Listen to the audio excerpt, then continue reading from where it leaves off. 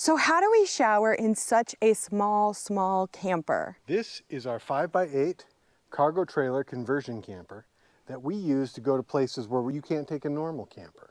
Off-road, on the beach, different places like that. We also needed a camper that we could pull with our Jeep because we recently started enjoying getting out in nature with the Jeep, but the Jeep will only pull so much, so we needed a smaller camper and we didn't want to break the bank while we were getting one.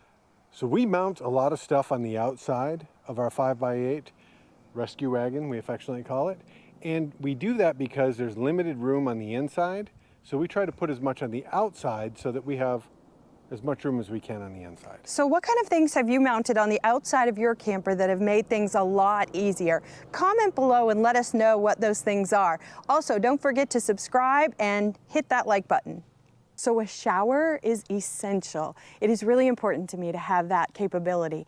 I am not typically a tenter, and this is kind of, well, some people would say not like a tent, but to me, this is kind of like a tent. So I needed to have the capability to shower, but obviously couldn't do it inside. So we needed to have a shower on the outside, and it was important that it also had hot water. We needed to have a shower that we could have if we had a water source with a hose, or if we didn't have a water source with a hose, that we had some type of pump so that we could still have a hot shower. I'm going to take you through and show you how I set this up and how it has a dual purpose for a different type of water source. And then later on, I'm going to actually show you how it works. There's a few materials that you will need to have ahead of time before you do something like this. One, you need to get a instant hot water heater that runs off LP tank gas. You will need a baking sheet, a small aluminum baking sheet that you can get from Sam's Club. They have them there if you need them. A piece of metal flashing, some aluminum tape, a waterproof container that will hold the appropriate sized water heater. Everything that I'm pointing out we do have in the link below. You'll need some basic water hoses. This is just an extension piece. You'll need various sized hoses depending on what your needs are. And then you may have to pick up a few pieces at Home Depot to connect the different pieces depending on what you're trying to accomplish. And for the water pump, we got a smaller container that would be a waterproof container for the water pump as well. So you'll need to get a water pump that runs off 110 if you're using a generator, 12 volt if you're running off a battery. You'll need to get 1-inch self-tapping sheet metal screws. You'll need to get some 1.5-inch bolts. You'll also need to get some butyl tape, so as you install this, you can put it between the waterproof case and the wall of the camper. Step one, you need to mount the hot water heater to the baking sheet with a sheet metal screw on the top and then also on the bottom. First thing you're going to need to do is actually pre-drill some holes in the baking sheet into the waterproof container so that you can mount the baking sheet to the waterproof container. The next step is to, with the case off of the, not on the trailer yet, you set that down and you bolt in the baking sheet in behind, both on the top and on the bottom. So that now the baking sheet has the piece of flashing behind it and it's connected to the waterproof container. Once you have those completed that way, then what you're going to do is there's only one stud running down through here. So then what I did is I got I believe it was a 2-inch or 2.5-inch self-tapping sheet metal screw, put one through the top that went into the stud, and then put one in the bottom that went into the stud as well. But before you do that, you do have to put butyl tape on the back so that it will keep everything together. So as you mount this in and you put your self-tapping sheet metal screw on the top and in the bottom, that's what's going to secure this to the camper. Don't forget to put butyl tape in where that's going to go through, because that keeps it sealed so it won't leak into the camper. For the water pump, I pre-drilled some holes where it was going to mount to the plastic. I put those bolts in from behind, Then I also pre-drilled where my stud was down here. And so I mounted the plastic box to the studs with self-tapping sheet metal screws.